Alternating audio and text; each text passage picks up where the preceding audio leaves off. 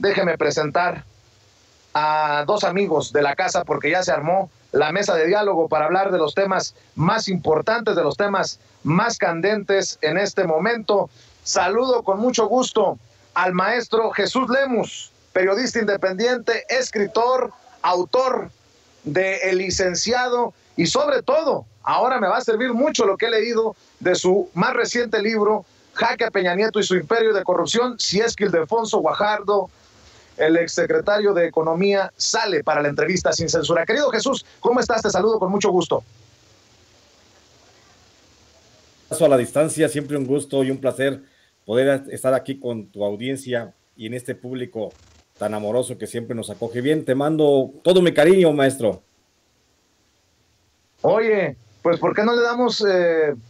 una idea a la gente del pasado? Nada más, danos algunos datos, algún contexto, en caso de que salga Ildefonso Guajardo para la entrevista en Sin Censura, de lo que nos dejó el sexenio de Peña Nieto y su imperio de corrupción. Él como secretario de Economía creo que nos puede aportar mucho a las críticas y a los cuestionamientos que tengamos desde estas trincheras independientes, querido Jesús Lemus. Pues comentarle a la audiencia, mi querido Vicente, como tú ya bien lo refieres, comentarle lo que también se señala en el libro Jaque a Peña Nieto y Ildefonso Guajardo, pues había nadado de muertito hasta ahora. Se le había considerado pues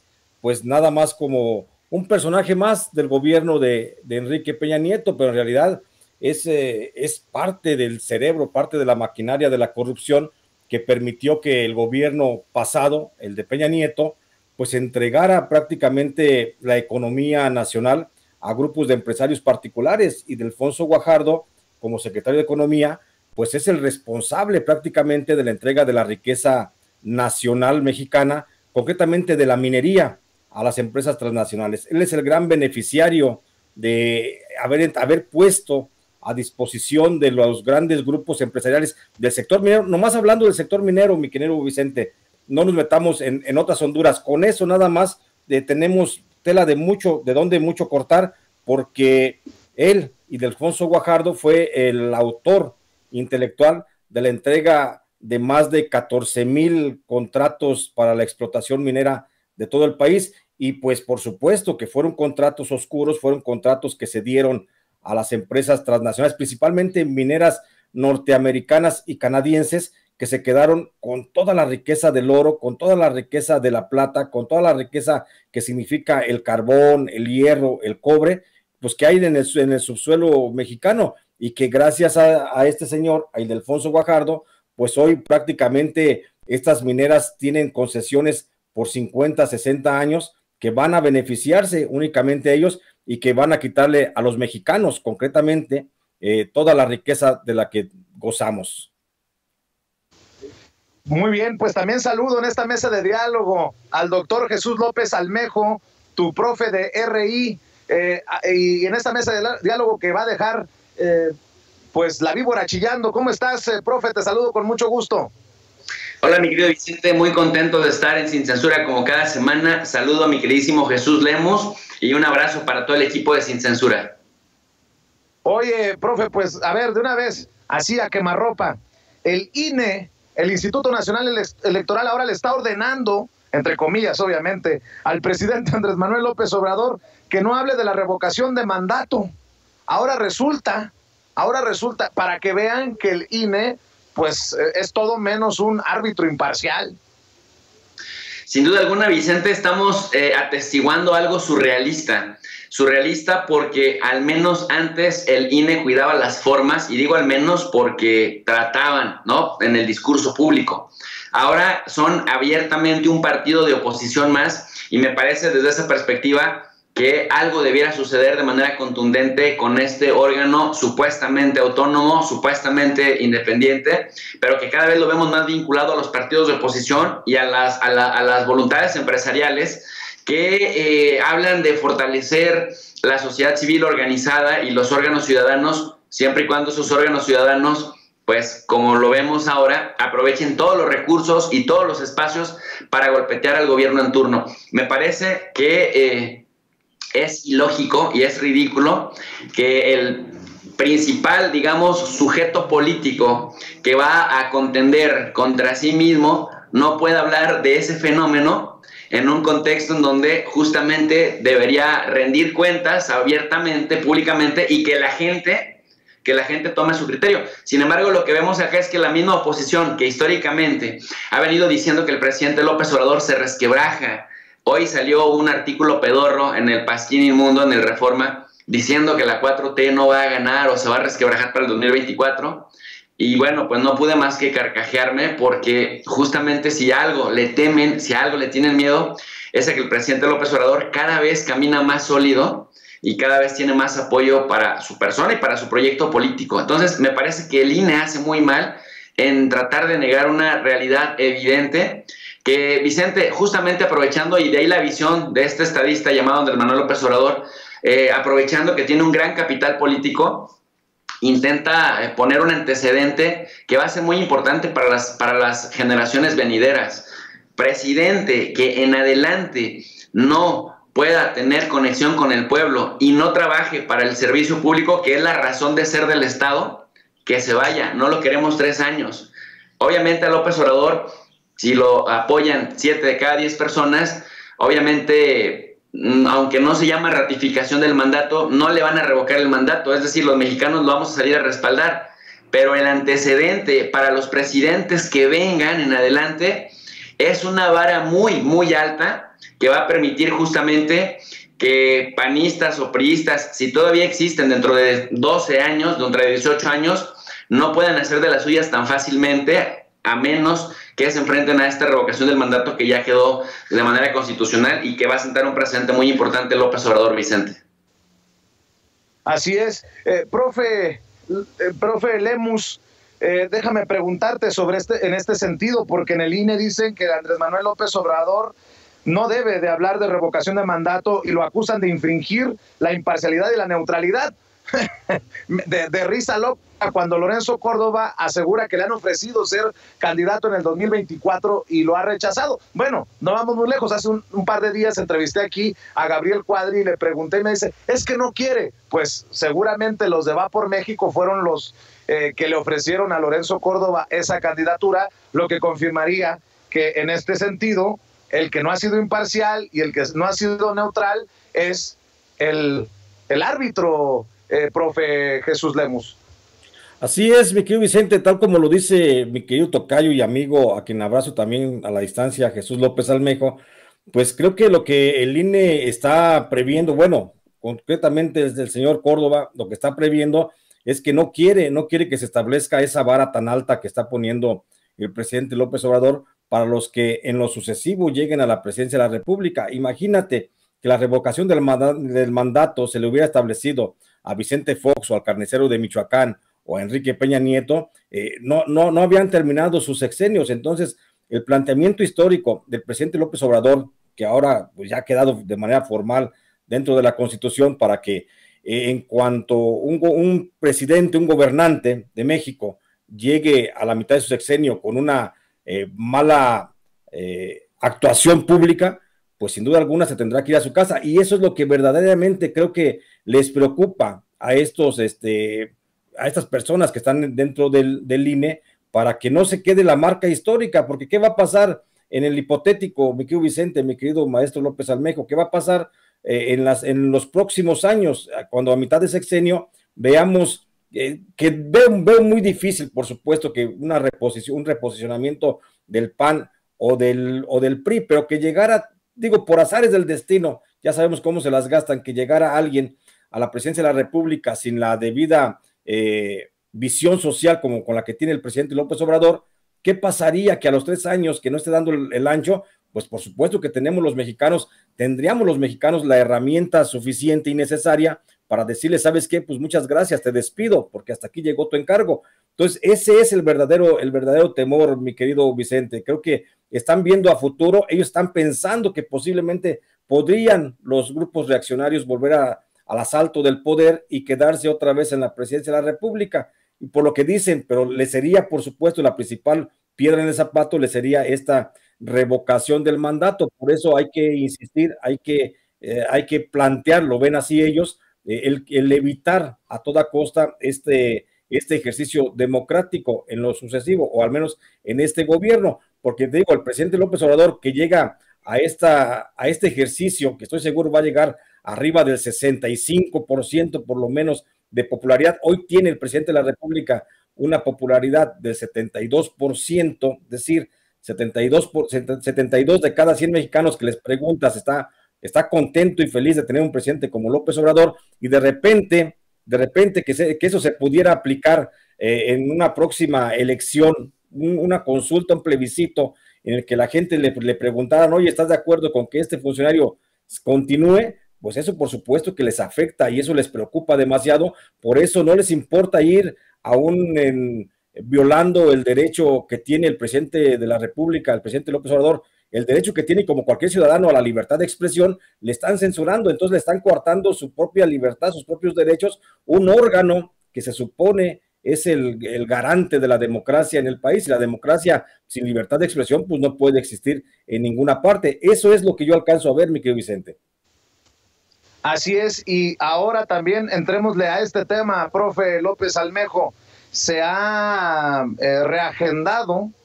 se ha aplazado la audiencia de García Luna en Estados Unidos,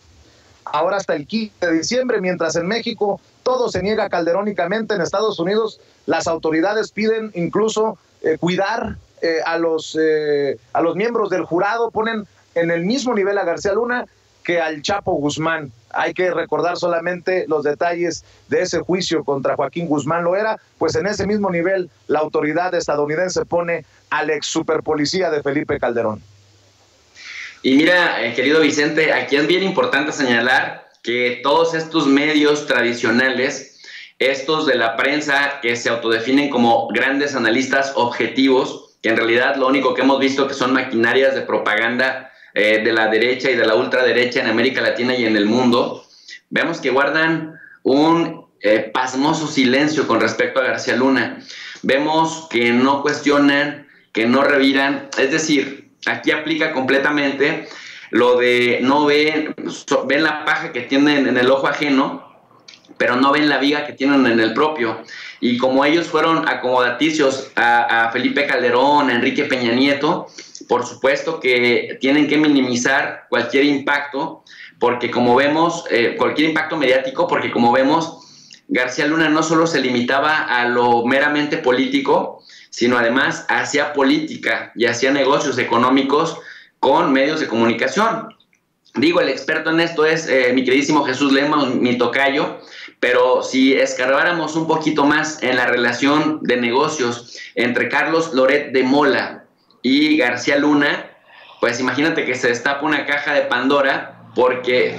es cuestión nada más de escarbar estos intereses de funcionarios de alto nivel de la época de Felipe Calderón y de la misma familia Gómez del Campo con los medios de comunicación, para entender que una cosa es lo público y otra cosa son los negocios que se hacían bajito de la mesa. Y por esa razón, querido Vicente, pues aunque los políticos esos ya no estén vigentes y que, digamos, el escuadrón de seguridad, que más bien parecía el escuadrón de la inseguridad y de la muerte,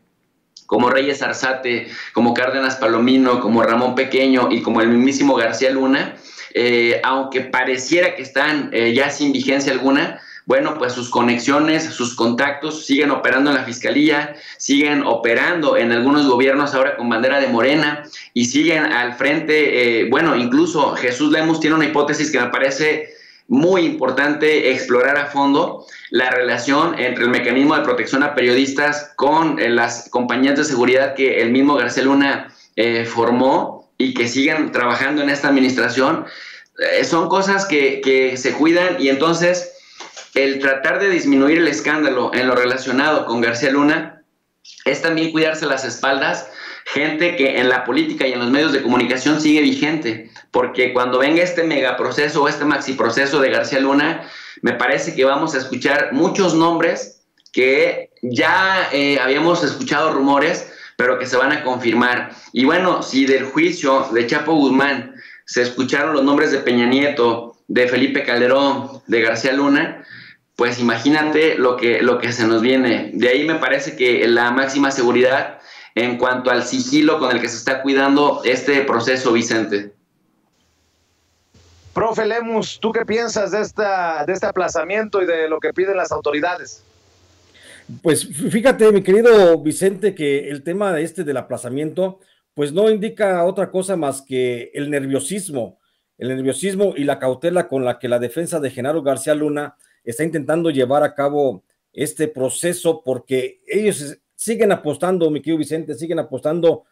a una negociación con el gobierno de Estados Unidos para que Genaro García Luna no llegue. Es decir, Genaro García Luna podría aportar muchos datos con relación a cómo está toda la maraña, cómo estuvo la maraña de corrupción en el gobierno de Felipe Calderón, cómo se continuó en el gobierno de Enrique Peña Nieto por parte de algunos funcionarios y cómo se continúa todavía por parte de algunos funcionarios que le fueron leales, que siguen, como dice bien mi querido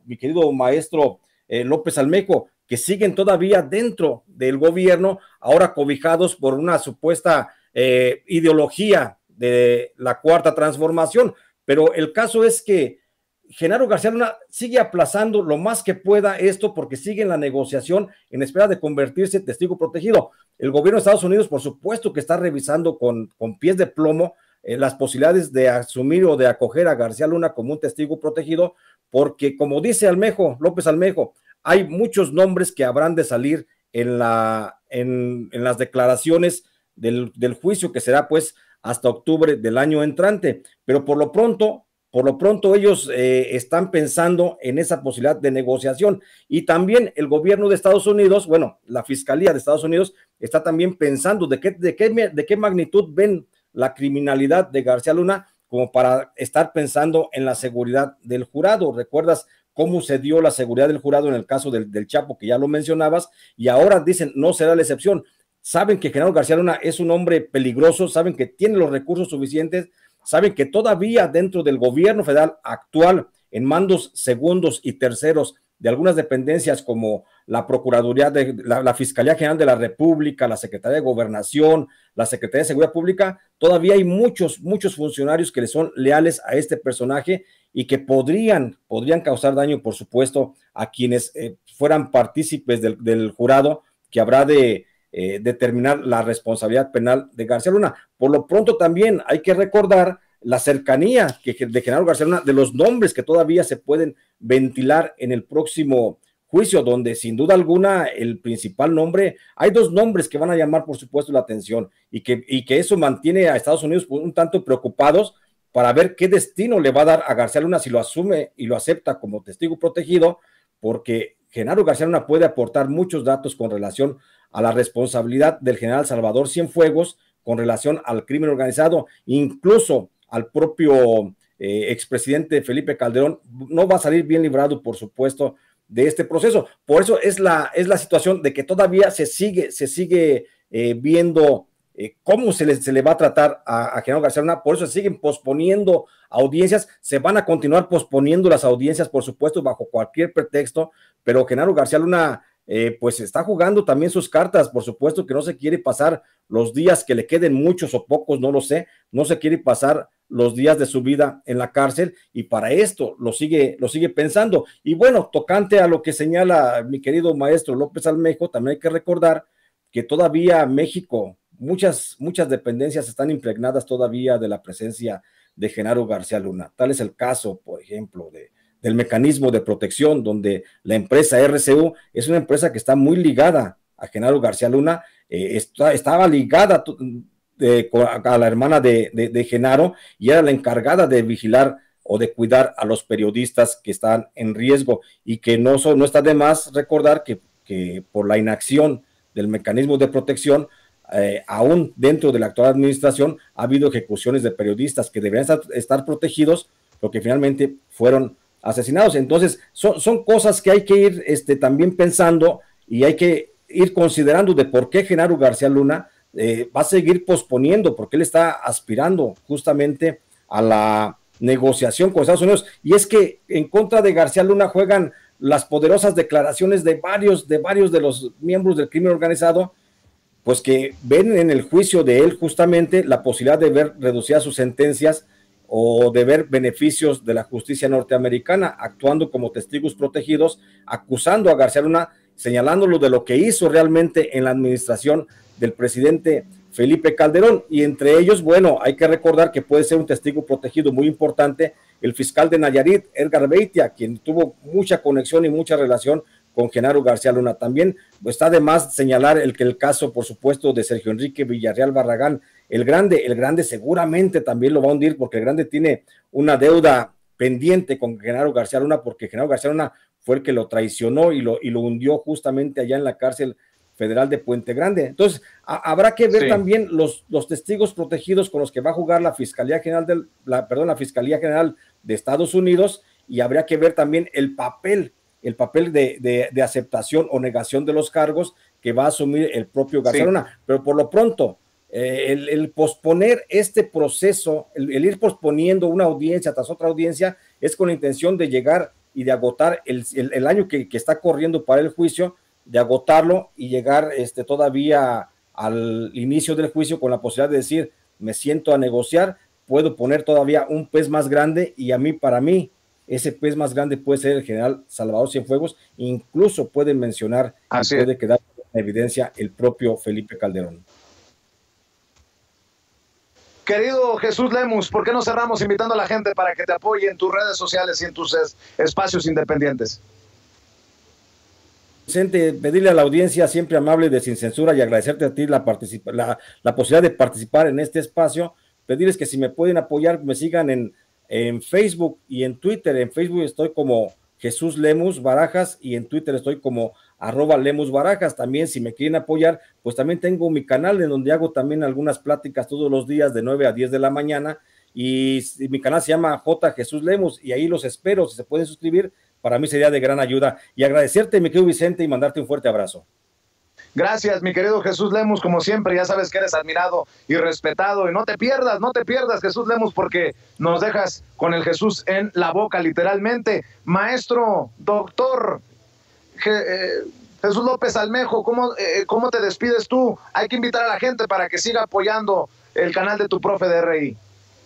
Oye, primero agradeciéndote por esta invitación, qué privilegio compartir micrófonos con Jesús Lemus, un maestrazo en el medio periodístico, en el periodismo serio de investigación, y por otro lado, pues como siempre, platicar contigo y frente a la audiencia de Sin Censura, que es una audiencia inteligente, una audiencia sanamente politizada, crítica, pues siempre es un privilegio, Vicente. Yo les invito a que me sigan en el canal de Tu Profe de RI. Tu Profe de RI significa Relaciones Internacionales, en donde hacemos análisis de geopolítica, de organismos internacionales y en general de las relaciones internacionales y el lugar que México ocupa en el mundo. Vicente, siempre les dejamos una lectura en la descripción de cada video, una lectura en formato PDF completamente gratuita para que la gente tenga acceso a ella, y que el único límite para aprender a analizar la realidad internacional sea la falta de tiempo. Pero ahí está la plataforma para impulsar el nivel de análisis en las redes sociales. Gracias a los dos. Gracias, un abrazo para ambos, y aquí nos vemos muy pronto en Sin Censura. Jesús López Almejo, Jesús Lemus, ambos maestros de este espacio libre como el viento.